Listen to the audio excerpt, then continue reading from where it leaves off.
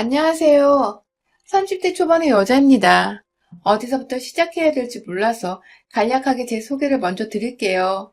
저는 현재 대학병원에서 간호사로 근무하고 있는 여자입니다. 대학 졸업과 동시에 취업을 해서 지금껏 일을 하고 있어서 경력이 나름 채워진 간호사입니다. 대형 병원이라서 3교대는 당연히 해야 하고요. 다들 아시다시피 3교대 하는 직업을 밥벌이로 하며 살아가기란 정말 쉽지가 않습니다. 정상적으로 했던 걸 못 보고 사는 게 오래되면 몸이 피곤하고 피로해지고 또 실제로 병이 쌓일 대로 쌓여가요. 스스로가 얼마나 자기 몸을 챙기고 관리를 하느냐에 따라 천차만별적으로 다른 사람이 되곤 하죠. 주변에는 결혼을 하지 않은 친구들이 많습니다. 일하는 것부터가 버티기 힘들다면서 일을 오래 해서 돈을 벌지 아니면 진작에 일은 결혼 후에 그만둘 생각을 하면서 다니던지 둘 중에 하나였던 것 같아요. 물론 그중에 일에 대한 사명감을 가지고 결혼과 일 모두를 잡고 열심히 사는 분들도 정말 많았고요. 저는 지금까지도 잘 모르겠어요.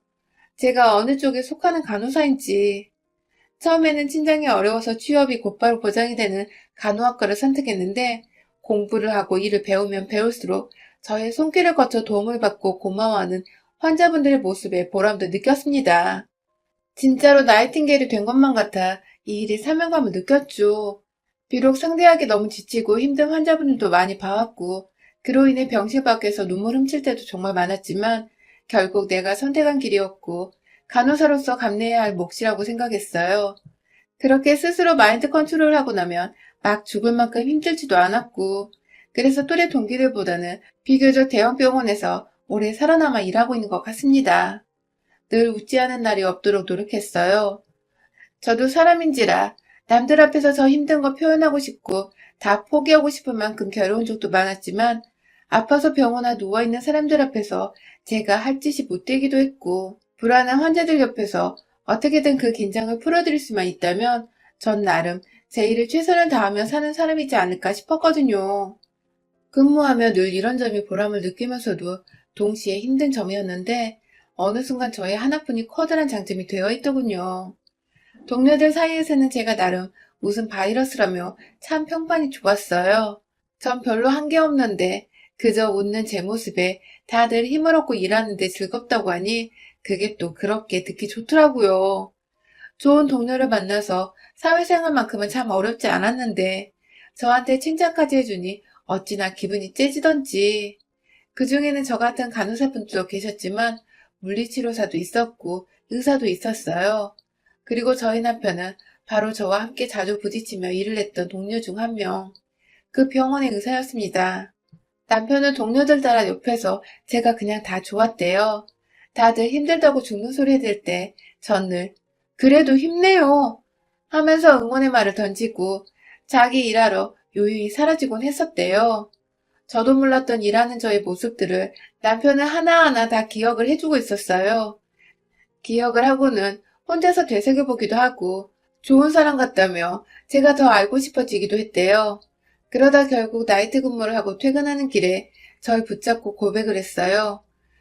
쉽게 생각하고 고백하는 거 아니라며 오랫동안 생각하다 어렵게 꺼내보는 고백이라면서 그렇게 수줍게 자기 사랑을 고백하는 남편의 모습에 저도 순수한 마음을 느꼈고 둘은 한동안 같은 병원에서 비밀 연애를 하다가 2년 정도 후 결혼을 하게 되었어요. 비밀 연애를 한 이유는 아주 단순했어요. 저는 오랫동안 병원에서 일을 하고 싶었고 또 돈도 벌어야 했고 또 사내에서 의사를 만나는 간호사라는 소리를 듣고 싶지 않았거든요. 일례로 저희 선배 간호사 중 한 분이 병원에서 의사분과 교제를 하시던 중 여자 혼자서 욕이란 욕은 다 들어먹고 결국 그 의사분과도 헤어지고 사표까지 내서 떠나셨어요. 그때 건너서 들어보니 돈 많은 의사를 꼬시려고 일부러 대학병원에 들어왔던 거라고. 일은 안 하고 맨날 남자 의사만 물색하고 다녔다는 소문이 돌았었죠. 제가 알기론 그 선배는 부모님이 서울의 큰 요양병원을 운영 중이시고 선배는 부모님께 도움이 되고자 요양병원의 의사가 되고자 했으나 공부를 그 정도로 잘하지 못해 간호학과를 들어간 후 큰 병원에서 일이라도 배워보고 부모님의 요양병원으로 들어가려고 했었는데 말이었죠. 그만둔 선배와 지금은 연락이 완전히 끊겼지만 당시 선배는 퇴사 후에도 저와 몇 번 통화를 하면서 자주 말했어요. 남자 의사가 껄떡대도 절대로 받아주지도 연애를 하지도 말라고. 자기는 그렇게 대시한 의사를 받아줬다가 혼자 욕만 먹고 일을 그만두지 않았냐고 말이죠. 생각이 많아지는 말이었죠. 모든 의사가 그런 것도 아니고 또 모든 간호사가 그런 것도 아닌데 도대체 사람들은 왜 자기들만의 편견과 선입견을 만들어서 소문이라는 거 흘리고 다니는지. 참 아둔하고 어리숙한 사람들이라며 선배의 편만 들었던 기억이 나네요. 그러다가 제가 남편을 만나게 되었고 저는 혹여나하는 마음도 있어서 끝까지 인연과 비밀 연애를 주장했어요. 저와는 연애하고 1년 정도가 지난 시점부터 결혼을 꿈꾸던 남편을 말리고 또 말리며 겨우 1년간의 연애를 더 마치고는 그렇게 두 사람이 부부가 되었죠. 단순히 연애를 하는 게 아니라 결혼을 한다고 발표해버리니 많은 분들은 생각보다 축하를 해주셨어요. 오랜 시간 진정한 사랑을 해오다 결실을 맺는 거라며. 남들한테 도움 주면서 하는 남녀의 결혼이니 꼭 축복받을 거라면서 신혼여행 다녀왔다가 업무 복귀했을 때부터 지금까지 모든 사람들이 저희를 늘 부러운 커플이라며 말씀해 주시곤 합니다. 참, 겉보기엔 걱정할 게 없어 보이죠? 저도 그냥 이렇게 축복만 받는 결혼이었더라면 얼마나 좋았을까 싶네요. 사실 저희 결혼이 모두의 축복을 받은 건 아니었습니다. 걱정했던 제 직업에 대한 편견을 너무도 심하게 가지신 분이 바로 코앞에 계셨죠. 바로 저희 시어머니요. 남편은 대단한 집안의 의사가 아닙니다. 드라마에 나오는 의대 집안, 명문가, 뭐 이런 쪽이 전혀 아니에요. 오히려 형편이 저희 집만큼이나 어려운 집안에서 이남 일녀 중 장남으로 태어났고 공부를 유난히 잘했던 남편은 혼자서 독하게 공부해서 의사가 된 것이었어요. 그렇게 의사가 되고 나서도 생각보다 처음부터 큰돈을 벌지는 못했다고 하지만 아무튼 남편이 동생들 뒷바라지부터 시작해서 시부모님의 용돈까지 챙겨드리고 있었어요. 그걸 전 연애 때 진작에 들어 알고 있었고 오히려 자기 집 식구들에게 책임감 가지고 사는 남편의 모습이 착해 보여서 더욱 사랑하게 되었고요. 아무튼 결혼을 계획하는 와중에도 남편은 자기 가족들은 가장 마지막에 보면 된다며 자꾸만 상견례나 인사드리는 사소한 자리마저도 미뤘어요. 대충 왜 그럴까 짐작은 했지만 결혼하기 딱 3개월 전쯤 만나뵌 시부모님은 제 상상 이상이었습니다. 외모나 직업을 가지고 상상 이상이라 하는 게 아니에요. 그분들의 마인드 때문이었어요. 시아버지와 뭐 아들이 결혼한다는데 자기가 무슨 말을 하겠냐며 딱히 대화를 주도하시거나 참여하시지도 않았는데 시어머님은 처음 저를 보는 순간부터 불만이 가득하시더라고요. 왜 진작에 인사를 드리러 오지 않았냐며 첫 만남부터 예의 없다는 소리를 들어야 했고 그 바람에 남편이 옆에서 저는 계속 인사드리겠다고 했지만 자신이 늦게 만나길 강요했다고 사실대로 털어놓자 옆에서 우리 아들을 종용했네 했어 하면서 저를 욕하시더라고요. 얼떨결에 첫 만남에서 시어머니께 욕먹다가 식사가 나왔어요. 한식집에서 첫 코스부터 푸짐하게 음식이 차려진 바람에 저는 먼저 젓가락을 들어올려 반찬 짓기가 눈치 보여 가만히 있었어요. 어른들 먼저 수저 드실 때까지 기다린 거죠. 그러자 시어머니는 삐져서 밥도 안 먹겠다는 거야? 너 그러고 있을 거면 그냥 가! 내 아들 못 줘! 라며 급기야 3달 앞으로 다가온 결혼을 반대하시는 게 아니겠어요? 전 그냥 밥을 못 집어먹고 기다렸을 뿐인데 인사드리고 제대로 한마디도 못하고 욕만 먹고 있었는데 이제 보니 시어머니는 애초에 절 반대하겠다는 혹은 길을 죽이겠다는 마음으로 이 자리에 나오신 거더라고요. 남편이 왜 시부모님을 먼저 만나 뵙지 못하게 했는지 그제야 안 후 남편에게도 화를 막 냈어요. 시댁이 무서워 결혼이 겁날 지경이라고 말이죠. 그러자 남편은 엄마 성격이 나도 상대하기 힘들어. 너도 이럴까봐 소개를 못했다며 너를 놓칠까봐 그랬다면서 막 또 사랑을 운운하며 매달리는데 그걸 뿌리치기 어려워 모른 척 결혼을 했어요. 제가 남편과 지난 2년간 많이 사랑하기도 했고 또 그간 서로가 서로에게 쌓인 믿음도 있었기에 시어머니 정도는 가볍게 무시하면 될 일이라 생각했어요. 하지만 결혼은 그렇게 시댁과 분리되기가 쉽지 않잖아요. 올해로 결혼한 지 1년이 넘었는데 결혼을 하게 되면서 얼마 안 있어 코로나가 터지는 바람에 저나 남편이나 정말 직장에서 완전히 비상이었습니다. 시국 따라 그만두는 동료들이 생겨나며 급하게 인원을 메꾸고 또 채용하고 가르치고 또 일하고 남편은 남편대로 신혼인데도 얼굴 보기가 너무 힘들고 당장에 저희 두 사람이 시국을 마냥 무시할 수 있는 직업을 가진 게 아니어서 굉장히 바빴어요. 주변 사람들을 챙기고 말고 할 여유가 솔직히 없었습니다. 그러는 와중에도 이미 시어머니 성격을 천만함에 알아버린 탓에 전 웬만하면 시어머니와 트러블을 만들지 말아야겠다는 생각으로 쿠팡이나 네이버 쇼핑에서 고기며 제철 음식이며 여러 선물들을 보내고 안부 인사를 드리면서 제 딴에는 정성을 쏟고 감정을 표현했어요. 시국 때문에 혹여나 시부모님 걱정이 되어 찾아뵙지는 못했지만 마음만은 늘 곁에 있다면서 말이죠. 이건 솔직히 진심이었습니다. 어느 며느리가 처음부터 시어머니한테 찍히고 싶겠어요. 저도 그냥 평범한 다른 집 며느리들처럼 잘 보이고 싶은 마음이 컸었어요. 그걸 두고 남편도 고마워했고요. 그런데 늘 받기만 하시고 잘 받았다는 혹은 고맙다는 표현조차 하질 않으시던 시어머니. 그러다가 올 중순에 저희 친정엄마 연락을 받았습니다. 아니 글쎄 시어머니가 저한테나 남편한테 말도 없이 저희 친정에 찾아가셨더라고요. 처음 인사드리고 나서 양가 부모님 모시고 상견례 자리도 한번 가졌었는데 그때도 별 친한 척을 안 하시더니 결혼식 날 제가 정신없는 사이에 저희 엄마한테서 번호를 따가셨다고 하더군요. 그렇게 다짜고짜 주소를 묻고는 친정으로 가신 시어머니는 들어가자마자 아주 깽판을 치셨다고 하네요. 며느리를 잘못 들여서 아들이 집을 안 온다며 인사도 안 하고 뭣도 안 하고 자꾸 코로나 때문이라고 변명만 하는데 이 꼴을 두고 볼 수가 없다면서 급기야 친정집에서 아빠가 작은 취미삼아 작게 키우고 있던 식물화분 몇 개를 홧김에 발로 차 깨뜨렸다는 겁니다. 그 소리를 병원에서 일하다 듣고 정말 기가 막혀 어찌해야 할지 모르겠었어요. 누가 자기 부모님 집에서 깽판을 부렸다는데 일이 손에 잡히겠냐고요. 당장에 같은 병원에 어디서 일하고 있는지 모르겠는 남편을 물어물어 찾아갔어요. 거의 올기 직전인 상태로 다가가 친정엄마께 전해들은 소리를 말하니 남편도 미안해 어쩔 줄을 몰라 하며 자기 머리를 막 쥐어뜯더라고요. 결국 처갓집에 가서 일을 했다며 다 자기 부모가 못나서 그런 거라며 자기는 제가 선물도 보내고 인사도 잘하길래 아무것도 안 하고 있었다면서 일이 너무 바빴고 코로나 시국에 병원에서 일하는 자식이 어떻게 부모님을 막 만나겠냐며 저한테 다 아는 이유를 말하더군요.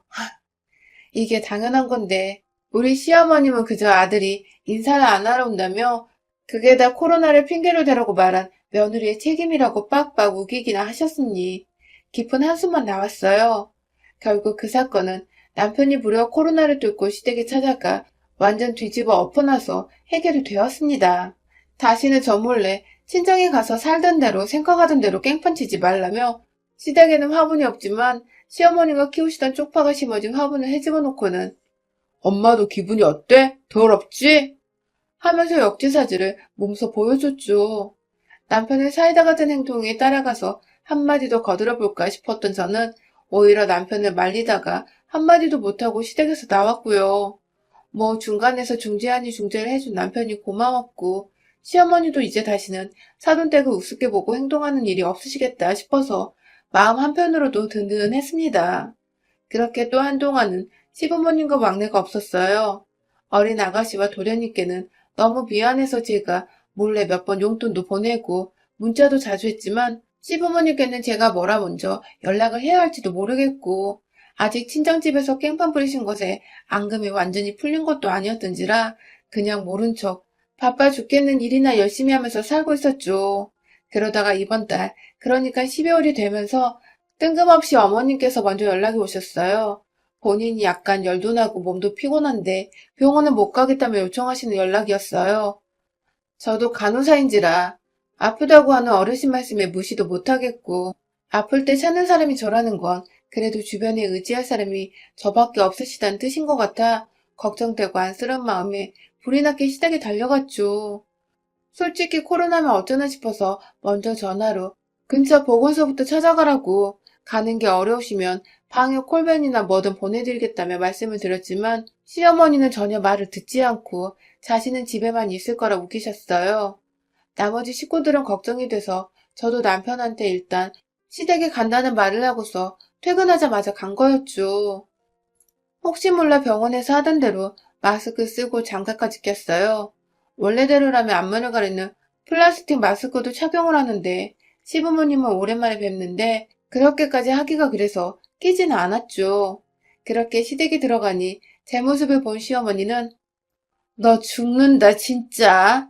내가 전염병자야? 마스크랑 장갑은 왜 끼고 와? 하면서 소리를 지르셨어요.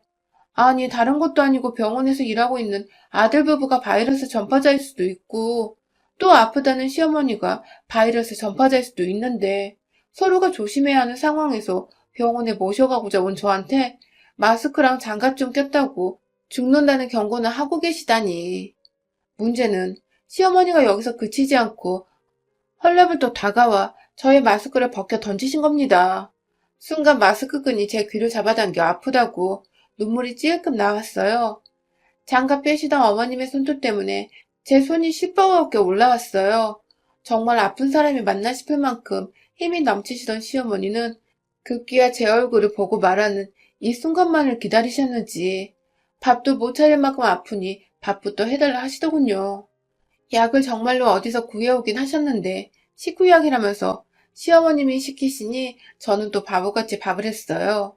거의 처음으로 시어머님께 결혼 후 해드리는 밥 같아서 긴장도 많이 되었고 냉장고에 있던 것들을 꺼내서 오바해서 막 차려냈어요. 다 차린 후 시어머님까지 나오셔서 밥을 드셨는데 시어머니께서는 제가 같이 앉아 밥 먹기 원치 않으시더라고요. 그러면서 하신다는 말씀이 어디 간병인이 옆에 와 같이 먹으려 해? 라면서 물이나 뜨뜻한 것으로 가져오려더군요. 집에 정수기도 없는데 그래서 빨리 커피포트에 물을 담았습니다. 보글보글 끓어오르는 소리가 점점 선명해질수록 시부모님과 저의 거리는 점점 멀어지는 듯 했어요. 세 사람 사이에 적막감이 감돌고 있는 와중에 시어머님이 정적을 깼어요. 온 김에 저한테 빨래를 하고 가라더군요.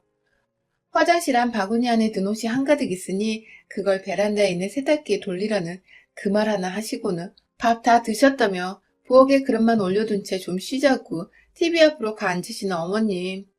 딱 보니 싱크대 안에 있는 그릇들도 제가 닦고 식탁도 정리하고 빨래하고 나서 말리면 밖에 있는 것까지 한 두어 시간 정도는 꼼짝없이 이 집에서 일을 해야 하겠더라고요.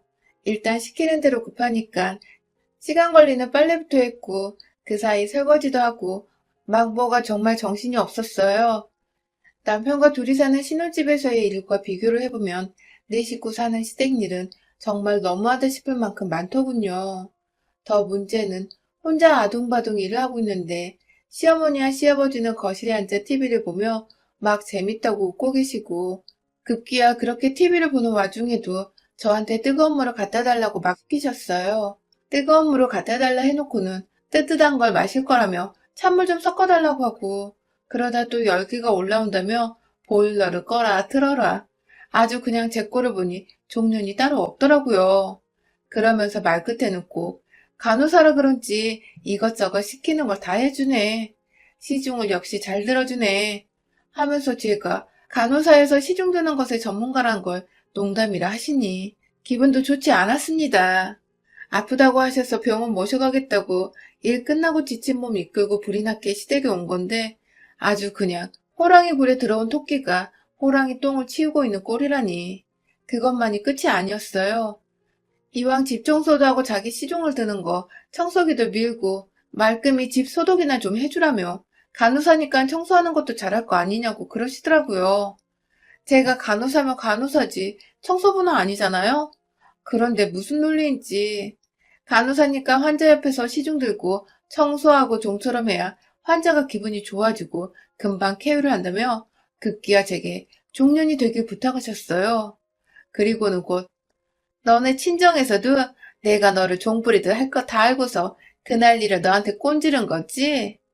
라고 하시더군요. 네, 그러니까 시어머니는 지금 지난날 본인이 저희 집에 무작정 찾아가 화분 깨고 깽판친 것에 대해 저한테 말한 저희 친정 부모님께 뒤끝이 있어서 그때 얘기를 꺼내면 저한테 종 부리듯 대하셨던 것이고 급기야 정말로 코로나 시국에 병원에서 일을 하느라 진이란 진이 다 빠져버린 며느리한테 밥 차리라 하고 빨래하게 하고 청소기까지 돌리게 하며 온갖 시중이란 시중은 다 들게 하셨습니다. 그리고 꼰질났다고 표현을 하시는 거 보니 이제 보니 저희 부모님한테는 저한테 그 난동을 피우고도 그날 일을 말하지 말라는 식으로 겁박까지 했었나 보더군요. 설마 했는데 이게 다 일부러 그러신 거라니. 아프신 거 핑계 삼아 그냥 며느리한테 단순히 대접받고 싶으신 거라고 여기려고 했는데 정말 빡쳐서 시댁에 더 못 있겠더라고요. 저요? 청소기 다 밀고서 거실 한 켠에 임시적으로 세워뒀는데 진짜 그간 병원 일에 스트레스 쌓였던 것까지 다 풀어야겠다는 마음으로 일단 마스크와 장갑을 도로 썼습니다. 간호사라 가방에 마스크맨 장갑 10분 정도는 늘 가지고 다니거든요. 그 청소기를 제 가슴 위까지 들어 올렸다가 바닥으로 아주 세게 내리쳤습니다. 얼마나 튼튼한지 청소기는 그리 크게 금이 가진 않았지만 제가 원하던 건 이게 아니었죠. 청소기 안을 열어서는 그 안에 든 먼지 봉투 있잖아요. 지금 다시 생각해도 짜릿한데 그걸 정말 시부모님 면전에다 대고서는 탈탈탈 털었습니다. 청소하라고 며느리 종부리다가 결국 청소는커녕 청소기 안에 있던 더러운 집안 먼지를 얼굴로 맞은 우리 시부모님. 비명도 못 지르는 게 먼지가 거실 공기 중에도 막 무리지어 손바닥만하게 떠있고 하니까 다들 놀래서 베란다로 뛰쳐나가시더라고요. 그리고는 특별히 시어머님을 향해서 원하시는 뜨뜻 미지근한 물을 만들어서는 얼굴을 향해 물통 채로 부어버렸어요. 실컷 처마시고 정신 차리세요. 라고 웃으며 며느리가 던지는 물벼락에 된통 맞은 시어머니는 꼴이 아주 추운 베란다에서 뜨뜻한 물에 정신없이 벌벌 떠는 모습이 생중만도 못하셨습니다. 간호사는 종불이라고 있는 게 아니라고 아픈 사람 간호하라고 있는 게 간호사라는 말을 분명히 전하고서 엉망진창 먼지투성이 시댁을 빠져나왔어요. 그날 후 시댁은 누가 청소를 했는지 모르겠지만 저희 아가씨가 저한테 연락이 왔어요. 대충 얘기를 들었는데 자기 엄마가 무슨 짓을 했는지 감이 온다며 미안하다고 어머님을 대신해 저한테 사과를 하더라고요. 어린 자녀들 앞에서 얼마나 자식들까지도 눈살이 찌푸려질 만큼 제 욕을 하셨으면 아가씨가 나서서 사과를 하나 싶어 좀 웃었습니다. 아무튼 이 사실을 들은 남편은 또 시댁에 찾아가 지난번처럼 깽판을 치며 마누라 편을 들려고 했고 저는 듣고 말려서 진정시켰네요. 이미 그런 깽판은 저도 한번 제대로 치고 왔으니까요. 많은 거 안 바라고 그냥 우리 시어머니가 제발 며느리를 사람으로 인간으로서 좀 살갑게 대해주셨으면 합니다. 평생 이렇게 며느리랑 원수처럼 지내려고 작정을 한 건지 뭔지 한 번 더 저한테 혹은 저희 부모님께 깽판치려 하거든 그때 남편까지 대동해서 둘이서 제대로 시부모님 혼을 쏙 빼놓고야 말겠어요. 여러분의 생각은 댓글로 남겨주세요. 오늘도 시청해주셔서 정말 감사합니다.